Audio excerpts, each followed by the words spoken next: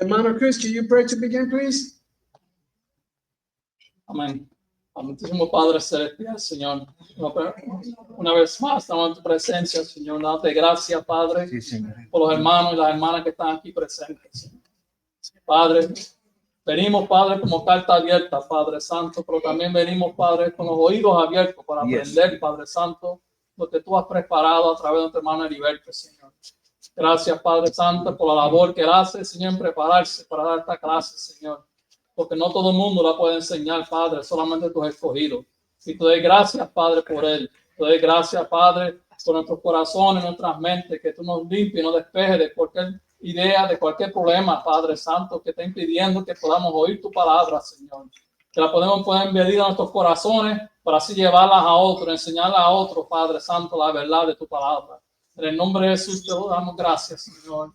Amén. Amen. Amén, gloria a Dios. Vamos a continuar en la lección número 4. No, lección 4, capítulo 10. Me están confundiendo. Estamos en el capítulo 10. Vamos para el capítulo 10 en mis lecciones, en mi clase, en la lección número 4 que vamos a continuar. Vamos entonces al capítulo número 10, versos 1 hasta el capítulo 11, verso 14. Y vamos a comenzar a leer con el hermano Rey Matos.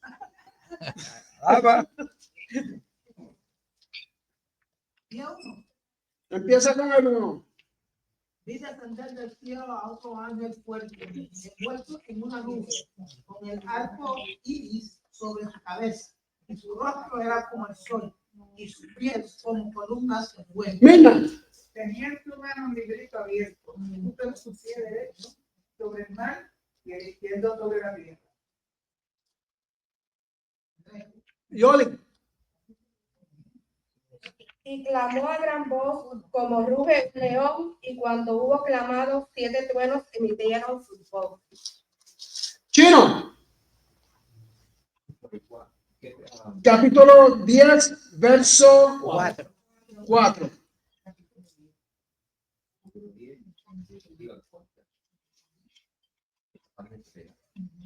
Chris. Cuando los 7 truenos hubieron emitido sus voces, yo iba a escribir, pero oí una voz del cielo que me decía: sella las cosas que los 7 truenos han dicho y no las escribas. Mercedes. Y el ángel que vi en pie sobre el mar y sobre la tierra levantó su mano al cielo. Chino. Y juró por el que viene, por los siglos de los siglos, que creó el cielo y las cosas que están en él, y la tierra y las cosas que están en ella, y el mar y las cosas que están en él. Jimmy. El tiempo no sería más. Ay, perdón, Jimmy. Ahí. Jimmy. Sino que en los días de la voz del séptimo ángel, cuando él comience a tocar conmigo, el misterio de Dios se consumará como él lo anunció a sus siervos los profetas. Dale, hermana. Yanira, sí. La voz que oí del cielo habló otra vez conmigo y dijo: ve y toma el librito que está abierto en la mano del ángel que está en pie sobre el mar y sobre la tierra. Sigue, César. Y fue al ángel diciéndole que me diese el librito, y él me dijo: toma y cómelo, y te amargará el diente, pero en su boca será dulce como la miel.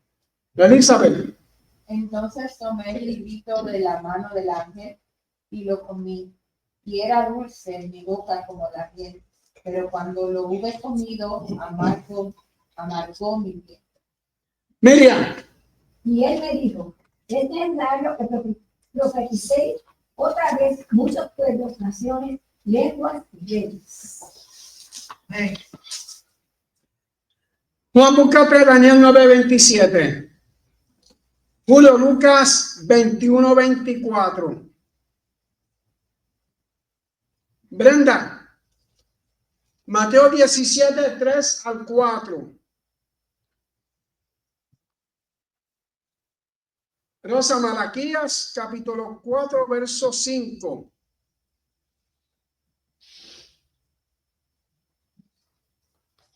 Alexa, Deuteronomio capítulo 18, versos 15 y 18.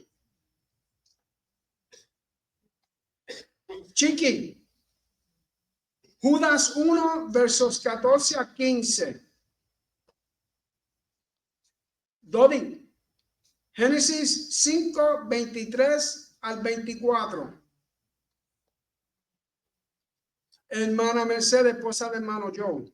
Segunda de Reyes, capítulo 2, verso 11. Irma, Primera de Reyes, capítulo 17, verso 1. Sí. No se me olvida que hay. Sí. Vamos a asegurarte. Segunda de Reyes 2:11. Segunda de Reyes 2:11, hermana Mercedes. Ok, vamos a comenzar ahora entonces. Acabamos de leer el capítulo número 10. Aquí vemos en el capítulo 10, vemos un interludio, el librito abierto, promesa para la iglesia. En estos capítulos 10:1 al 11:14 hay un interludio entre los juicios de la sexta y séptima trompeta. Las trompetas 5, 6 y 7 fueron descritas como tres terribles ayes.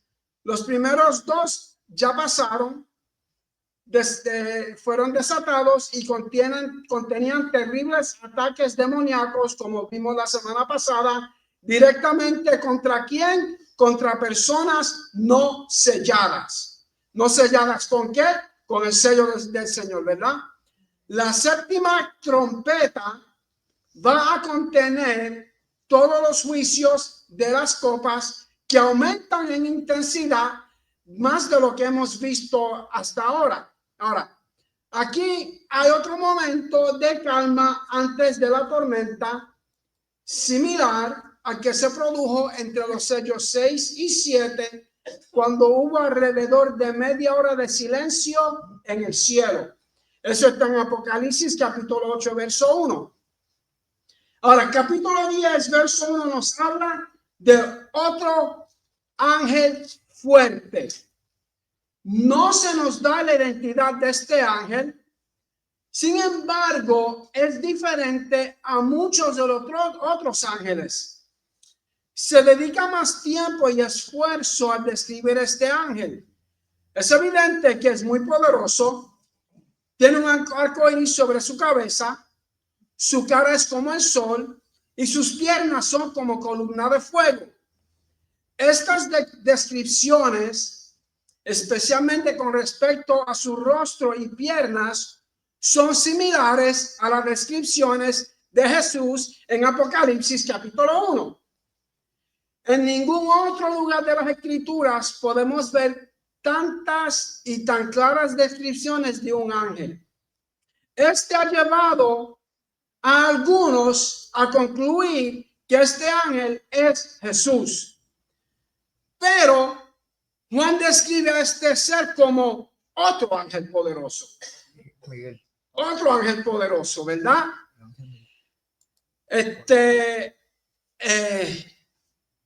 Difícilmente es una descripción que esperarías para describir a Jesús, el Hijo de Dios. Jesús no es otro nada. Él es Dios. ¿Ok? Así que Él es completamente único. Jesús es diferente y mayor a los ángeles. Eso lo vemos en Hebreos 1. Ahora, cuando dije que Él es completamente único, me estoy refiriendo a Jesús. Así que Él no puede ser describido como otro. Es único, ¿verdad? Lo más probable es que este ángel sea Miguel, Gabriel o un ángel igual a ellos que hace un juramento. Fíjese, vemos también y entendemos que este no es Jesucristo. ¿Por qué?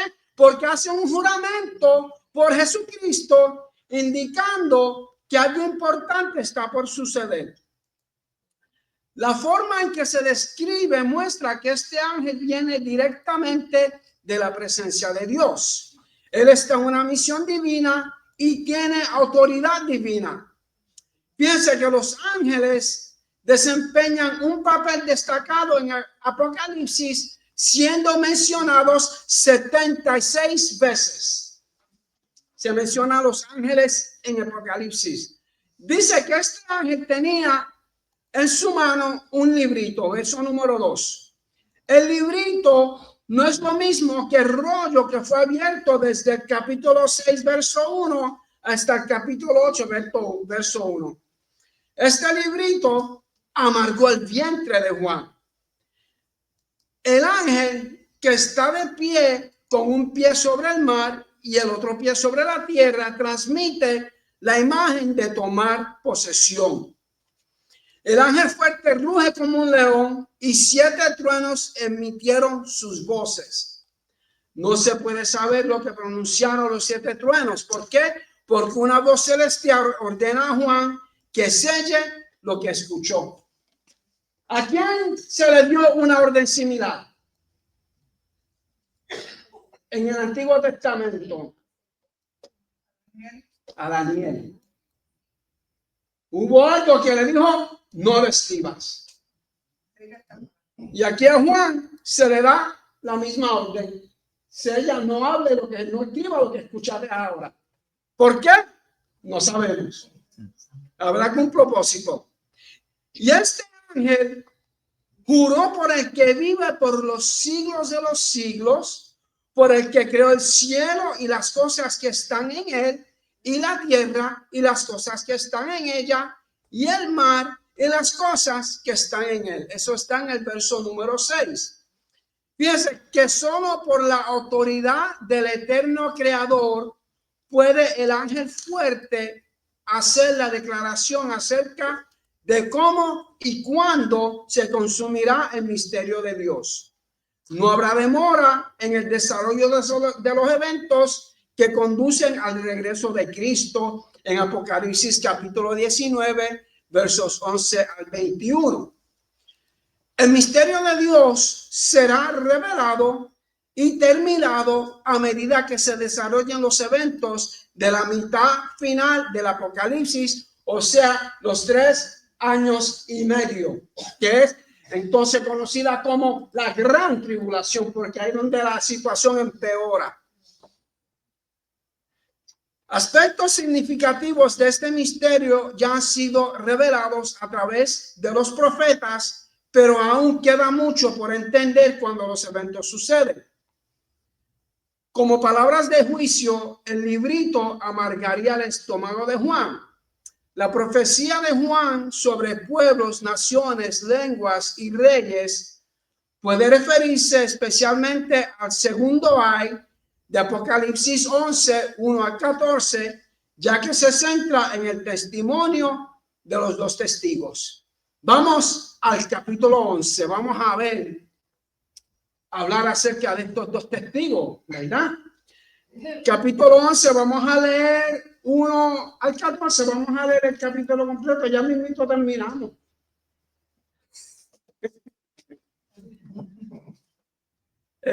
Amarilis, verso 1. Entonces me fue dada una caña semejante a una vara de medir, y se me dijo: levántate y mira el templo de Dios y el altar y a los que adoran en él. El patio que está fuera del templo, déjalo aparte y no lo midas, porque ha sido entregado a los gentiles y ellos hollarán la ciudad santa 42 meses. Mayra. Y daré a mis 2 testigos que profeticen por 1270 días, vestidos de silicio. Estos testigos son los 2 olivos y los 2 candeleros que están en pie delante del Dios de la tierra. Sigue, Saida. Si alguno quiere dañarlos, sale fuego de la boca de ellos y devora a sus enemigos. Y si alguno quiere hacerles daño, debe morir él de la misma manera. Milka. Estos tienen poder para cerrar el cielo y el fin de que no llueva en los días de su profecía. Y tiene poder sobre las aguas para convertirse en sangre y para herir la tierra con toda la plaga cuando 40 veces cuando él quiera. El 7. Cuando hayan acabado su testimonio, la bestia del abismo hará guerra contra ellos, los vencerá y los matará. El número 8, hermana. El 8. Y sus cadáveres estarán en la plaza de la grande ciudad que en sentido espiritual se llama Sodoma y Egipto, donde también nuestro Señor fue crucificado. El 9. El 9. Y los de los pueblos, tribus, lenguas y naciones serán sus cadáveres por 3 días y medio y no permitirán que sean sepultados. Juan. Y los moradores de la tierra se regocijarán sobre ellos y se alegrarán y se enviarán regalos unos a otros, porque estos dos profetas habían atormentado a los moradores de la tierra. Nachi. Ay, me quedé, estaba buscando los testigos. Rosa.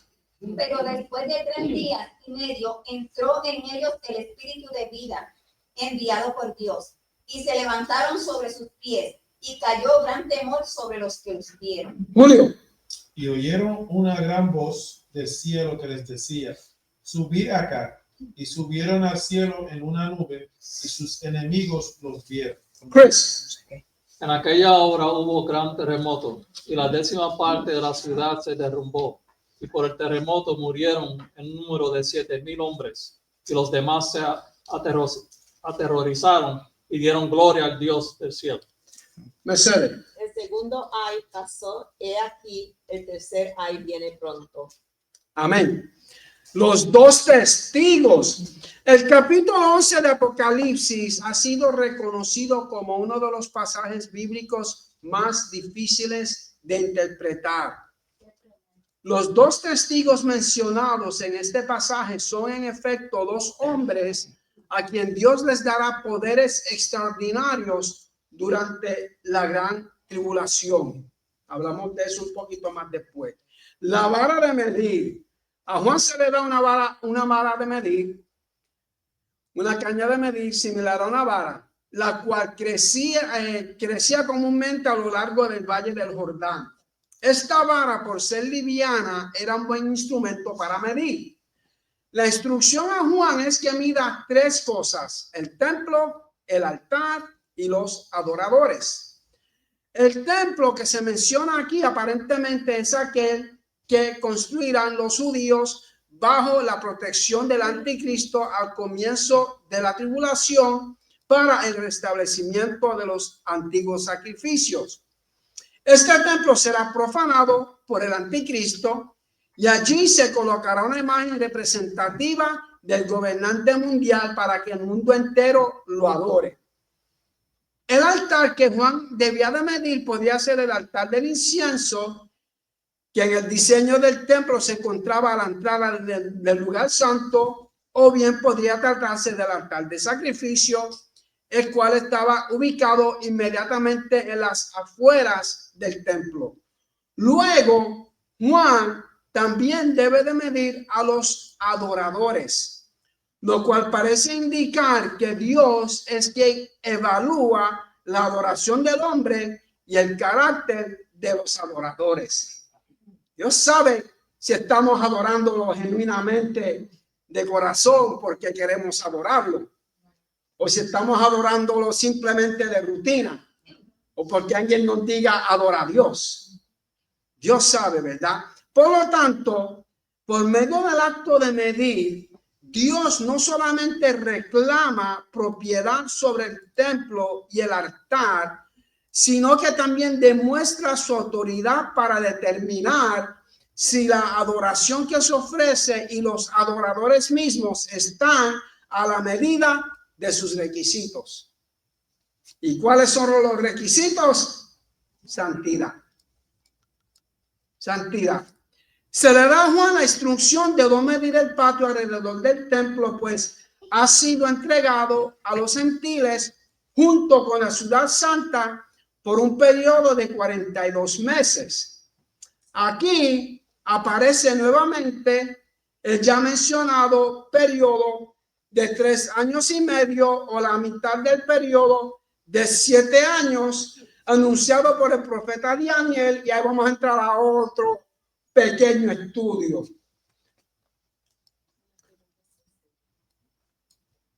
Me olvidó buscarlo. Vestidos de silicio, cuando dice atrás que estaban vestidos de silicio. Silicio, ¿qué es silicio? Tristeza, luto, sufrimiento. Ahora, aquí aparece nuevamente el ya mencionado periodo de 3 años y medio o la mitad del periodo de 7 años anunciado por el profeta Daniel en Daniel 9:27, en el cual la historia de Israel llegará a su consumación cuando Cristo regrese al final. Daniel 9:27. Y por la otra semana confirmará el pacto con muchos. A la mitad de la semana habrá cenar el sacrificio y la ofrenda. Después, con la muchedumbre de las abominaciones tendrá el desolador, hasta que venga la consumación y lo que está determinado se derrame sobre el desolador. Amén. Ahora, aquí vamos a entrar a una profecía de las 70 semanas de Daniel. Y creo que debo de mencionar esto, ¿verdad? ¿Cuáles son las 70 semanas y los 77 de Daniel? La respuesta es que la profecía de las 70 semanas o 77 es una de las profecías mesiánicas más importantes detalladas del Antiguo Testamento y se encuentra en Daniel capítulo 9. El capítulo comienza con Daniel, quien está orando por Israel, reconociendo los pecados de la nación contra Dios y pidiendo su misericordia. Mientras Daniel oraba, el ángel Gabriel se le apareció y le dio una visión sobre el futuro de Israel. En el versículo número 24 de Daniel capítulo 9, Gabriel dice: 70 semanas están determinadas sobre tu pueblo y sobre tu santa ciudad. Casi todos los comentaristas coinciden en que las 77 deben entenderse como 70 semanas de años, o en otras palabras, un periodo de 490 años. Estos versículos proporcionan una especie de reloj que da una idea de cuándo vendrá el Mesías y algunos de los eventos que acompañarán su aparición. La profecía procede a dividir los 490 años en 3 unidades más pequeñas, una de 49 años, una de 434 años y una de 7 años, que es la última semana, y la última de 7 años se subdivide por la mitad. Estamos hablando de la tribulación, 3 años y medio, y la gran tribulación cuando la situación empeora. Ahora, el versículo 25 dice, hablando de Daniel capítulo 9, sabe pues y entiende que desde la salida de la orden para restaurar y edificar a Jerusalén hasta el Mesías príncipe habrá 7 semanas y 72 semanas. 7 es 49 años y 72 son 434 años. 49 años más 434 años son 483 años. Ahora, ¿cuál es el propósito de las 70 semanas? Juan, búscate Hebreos capítulo 3, verso 25. Miriam, búscate, Juan, Romanos. 3:25. Miriam, Hebreos capítulo 2, verso 17. Ok. La profecía contiene una declaración acerca del propósito sextuple de Dios que se cumplan estos eventos. El verso 24 del capítulo 9 de Daniel dice que este propósito es uno, para determinar la prevaricación, o sea, para terminar con el pecado. 2, para poner fin al pecado. Y 3, para expiar la iniquidad. Y 4, para traer la justicia perdurable. 5, para sellar la visión y la profecía. Y 6, para ungir al santo de los santos. Eso es Daniel capítulo 9, verso 24. Ahora observe que estos resultados se refieren a la erradicación total del pecado y al establecimiento de la justicia. La profecía de las 70 semanas resume lo que sucede antes de que Jesús establezca su reino milenario. Cabe destacar el tercer propósito de resultados para expiar la iniquidad. Jesús realizó la expiación para el pecado por su muerte en la cruz. Romanos 3:25. Como propiciación por medio de la fe en su sangre, para manifestar su justicia, a causa de haber pasado por él por alto en su paciencia los pecados pasados. Hebreos 2:17. Por lo cual debía ser en todo semejante a los hermanos, para venir a ser misericordioso y fiel sumo sacerdote en lo que a Dios se refiere, para expiar los pecados del pueblo. Ven, búscate en Nehemías capítulo 2, versos 1 al 8. Chino, búscate en Nehemías capítulo 4 y va a comenzar a leer en el verso 7. No sé hasta dónde, porque puse del 7 al 2. Cometí un error ahí en las notas. Nehemías capítulo 2, 1 al 8. Y Nehemías capítulo 4, comenzando con el verso 7. Ahora vamos a ver el cumplimiento de las 70 semanas de Daniel. Ok. Gabriel dice que el reloj profético comenzaría en el momento en que se expidiera el decreto para reconstruir a Jerusalén. Serían 483 años a partir de la fecha de dicho decreto hasta el tiempo del Mesías. Sabemos por la historia que la orden de restaurar y de reconstruir a Jerusalén fue dada por el rey Artajerjes de Persia en el 445 antes de Cristo. Nehemías capítulo 2, 1 al 8. Sucedió en el mes de Nisan, en el año 20 del rey Artajerjes. Estando ya el vino delante de él, tomé el vino y lo serví al rey. Y como yo no había estado antes triste en su presencia, me dijo el rey: ¿por qué está triste tu rostro? Pues no estás enfermo. No es esto, sino quebrantado de corazón. Entonces temí en gran manera. Y dije al rey, para siempre vive el rey: ¿cómo no estará triste mi rostro cuando la ciudad, casa de los sepulcros de mis padres, está desierta y sus puertas consumidas por el fuego? Me dijo el rey: ¿qué cosa pides? Entonces oré al Dios de los cielos y dije al rey: si le place al rey y tu siervo ha hallado gracia delante de ti, envíame a Judá, a la ciudad de los sepulcros de mis padres, y la reedificaré. Entonces el rey me dijo, y la reina estaba sentada junto a él: ¿cuánto durará tu viaje y cuándo volverás? Y agradó al rey enviarme después que yo le señalé tiempo. Además dije al rey: si le place al rey que se me den cartas para los gobernadores al otro lado del río, para que me franqueen el paso hasta que llegue a Judá, y cartas para Asaf, guarda del bosque del rey, para que me dé madera para enmaderar las puertas del palacio de la casa, y para el muro de la ciudad, y la casa en que yo estaré, y me lo concedió el rey según la benéfica mano de mi Dios sobre mí. Entonces, el Señor le dice a Daniel que las 70 semanas comienza cuando se dé orden de reconstruir.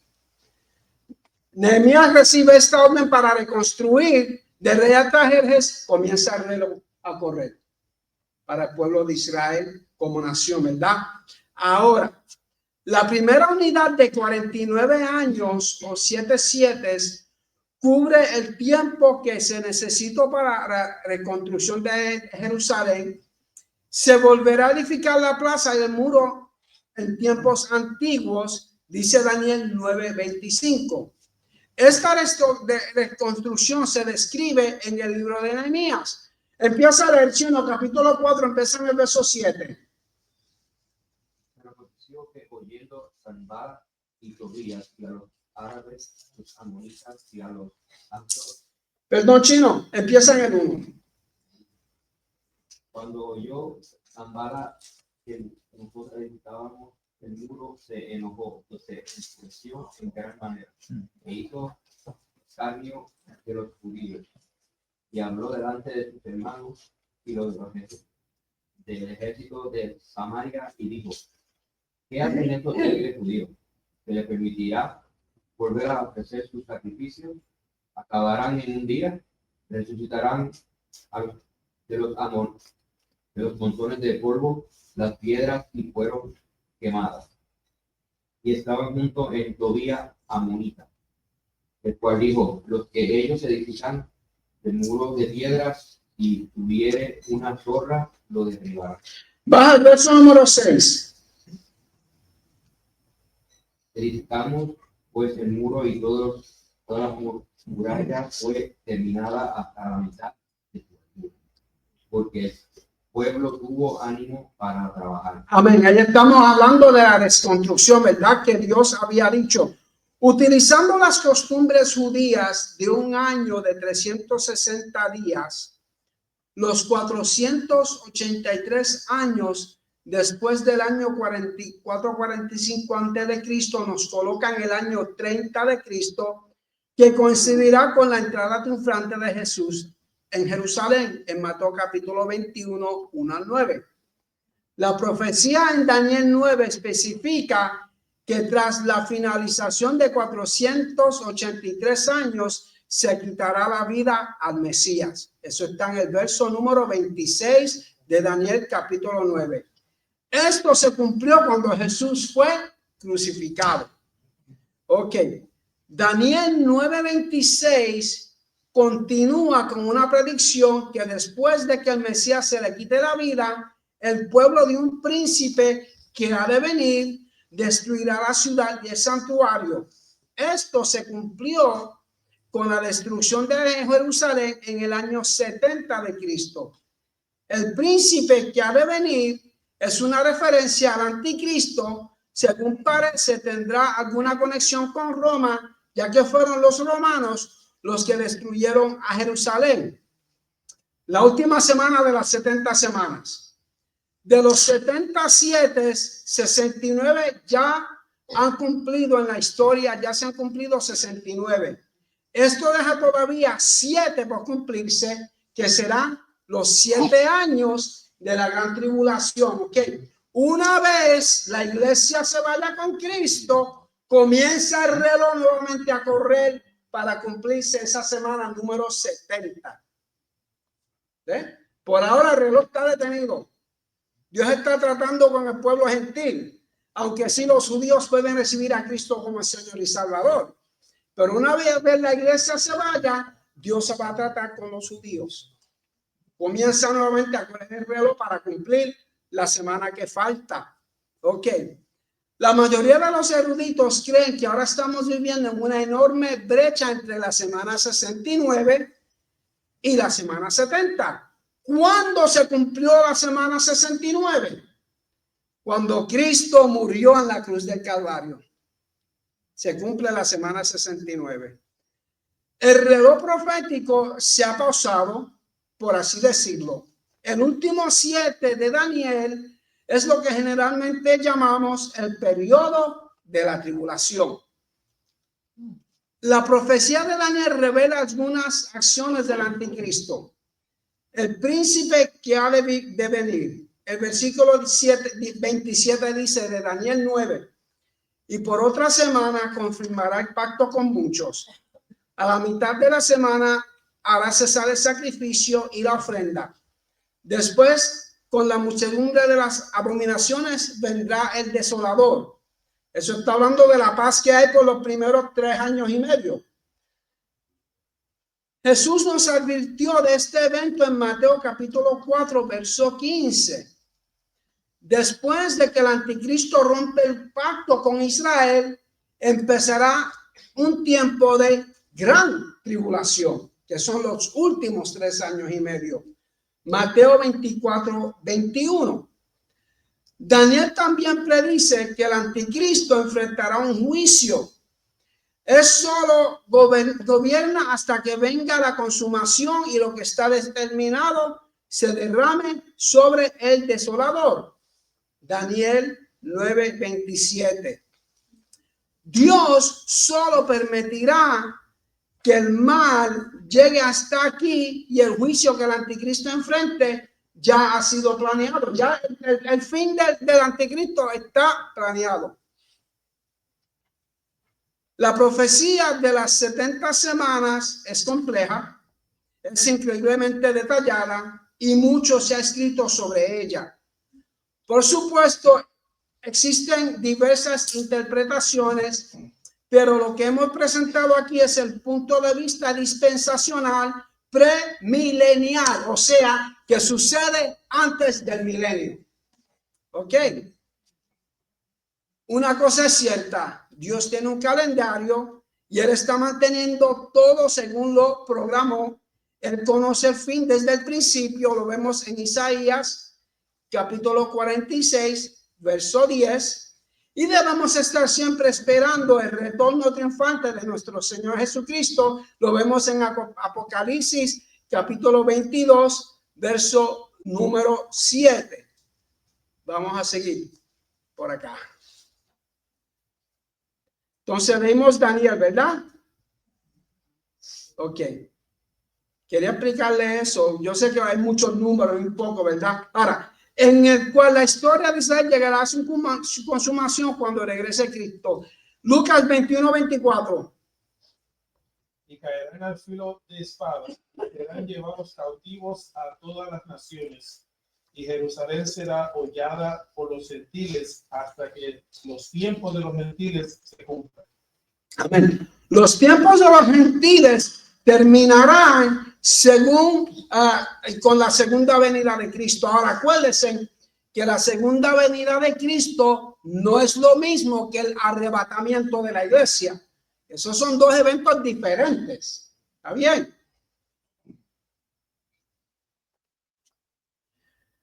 Cuando el dominio gentil se ha quebrantado y Cristo establezca su reino. Esto se predice en la 7ª trompeta, la cual aparece más adelante en este capítulo. De tal manera que los 2 primeros versículos significan que a pesar de que Dios permite el dominio gentil y que Israel sea perseguida, Dios mismo se encargará de juzgar a los perseguidores y a los que le hacen daño a Israel. Ahora, dice, y daré a mis 2 testigos que profeticen por 1270 días vestidos de silicio. Los 2 testigos de Apocalipsis tendrán poderes milagrosos para acompañar su mensaje. Capítulo 11, verso 6. Y nadie podrá detenerlos en su obra. Capítulo 11, verso 5. Al final de su ministerio, cuando hayan dicho todo lo que tienen que decir, la bestia los matará y el mundo inicuo se regocijará, permitiendo que los cuerpos de los profetas caídos estén en las calles. Capítulo 11, versos 7 al 10, aún dice que se van a dar regalos unos a los otros, van a celebrar la muerte de estos 2 testigos. Ahora, verso 8, los 2 testigos son muertos en la ciudad de Jerusalén, la cual es descrita en 3 términos ilustrativos como Sodoma, hablando de inmoralidad, como Egipto, hablando de opresión y esclavitud, como la gran ciudad, un término aplicado comúnmente a Babilonia, los cuarteles del anticristo. Eso lo vemos en Apocalipsis 16-19 17, 18, 18, 10, 16, 18, 19 y 25. Luego vamos a leer todo eso. Sin embargo, 3 días y medio después, los 2 testigos de Dios resucitarán y a la vista de sus enemigos ascenderán al cielo. Capítulo 11, versos 11 al 12. Ahora, ¿quiénes son estos 2 testigos? Hay 3 teorías, yo diría 4 teorías principales sobre la identidad de los 2 testigos de Apocalipsis. Una es que son Moisés y Elías, otra es que son Enoc y Elías, otra es que son 2 creyentes desconocidos a quienes Dios llama para ser sus testigos en los últimos tiempos, o pueden ser Josué y Zorobabel. ¿De dónde yo saco esos nombres? Vamos a leer ya mismo. Fíjense, Moisés y Elías son vistos como posibilidades debido a los milagros específicos que Juan dice que realizarán. Tendrán el poder de convertir el agua en sangre. Apocalipsis 11:6, lo que duplica la plaga de sangre de Éxodo 7. Tendrán poder para destruir a sus enemigos con fuego. Apocalipsis 11:5, lo cual corresponde a un evento en la vida de Elías en Segunda de Reyes, capítulo 1. Tendrán el poder de detener la lluvia como había hecho Elías. Santiago capítulo 5. Bueno, esta cita no la puedo dar porque me botan de aquí. Porque escribí Santiago capítulo 5, 171 hasta el 8.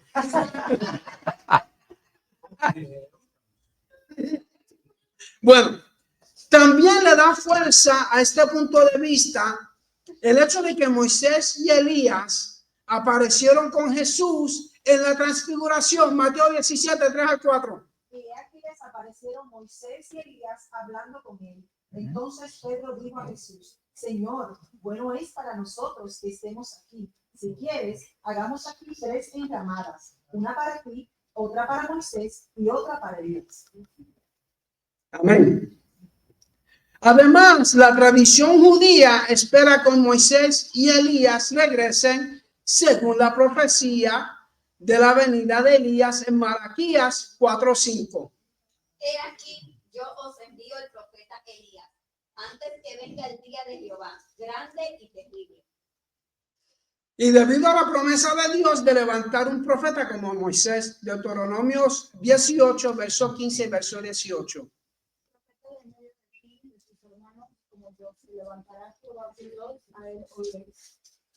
Amén. Profeta te levantaré en medio de sus hermanos como tú. Y pondré mis palabras en su boca, y él les hablará todo lo que yo le mandaré. Amén. Algunos judíos creen que requiere el regreso de Moisés. Enoc y Elías son vistos como posibilidades debido a las circunstancias únicas que rodean su salida del mundo. Enoc y Elías, hasta donde sabemos, son los únicos 2 hombres a quienes Dios ha llevado directamente al cielo sin ver la muerte. Génesis 5, 23 y 24. Y fueron todos realizados 365 años. Caminó pues no con Dios y desapareció porque se le llevó Dios. Amén. Segunda de Reyes 2:11. So fine. Then it happened as they continued on and talked that suddenly a chariot of fire appeared with horses of fire and separated the 2 of them, and Elijah went up by a whirlwind into the heavens. Estos son los 2 eventos que leemos que Dios se llevó a Enoc y se llevó a Elías sin haber visto muerte. Los defensores de este punto de vista señalan a Hebreos 9:27, que dice que todos los hombres están destinados a morir una sola vez. El hecho de que ni Enoc ni Elías hayan experimentado aún la muerte parece clasificarlos para este trabajo de los dos testigos, quienes serán asesinados cuando terminen con su trabajo. Además, tanto Enoc como Elías fueron profetas que pronunciaron el juicio de Dios. Primera de Reyes 17:1. Entonces Elías y Bisra, que era de los moradores de Galaad, dijo acá: vive Jehová Dios de Israel, en cuya presencia estoy, que no habrá lluvia ni rocío en estos años, sino por mi palabra. Judas 1:14-15. De estos también profetizó Enoc, séptimo desde Adán, diciendo: he aquí vino el Señor con sus santas decenas de millares, para hacer juicio contra todos y dejar convictos a todos los impíos.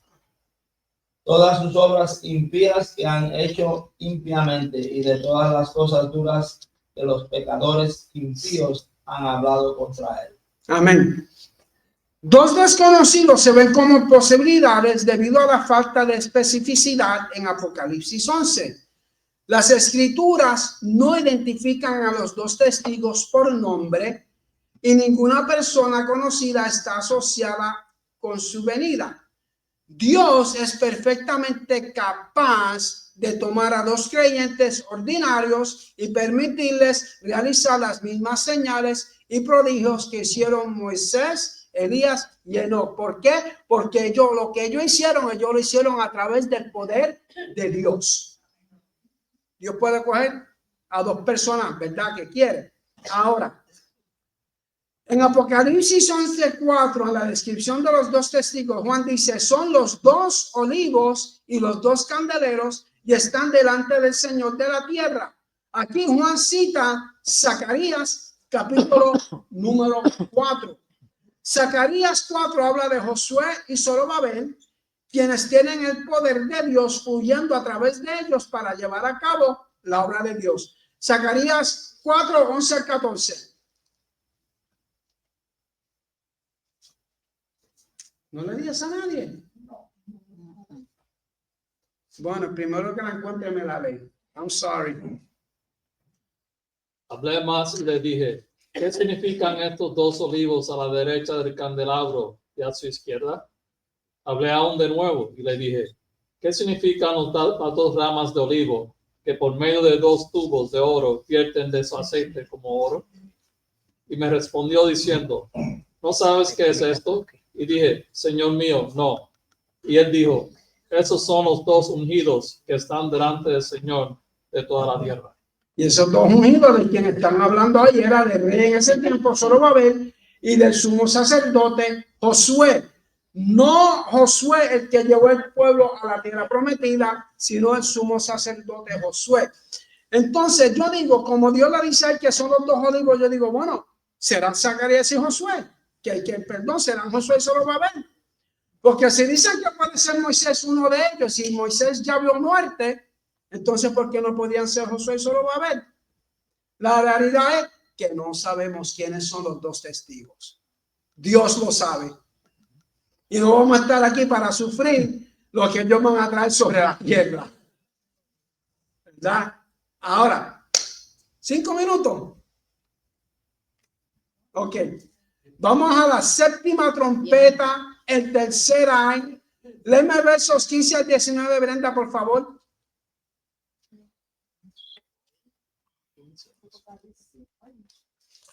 Apocalipsis 11. ¿Qué pasó?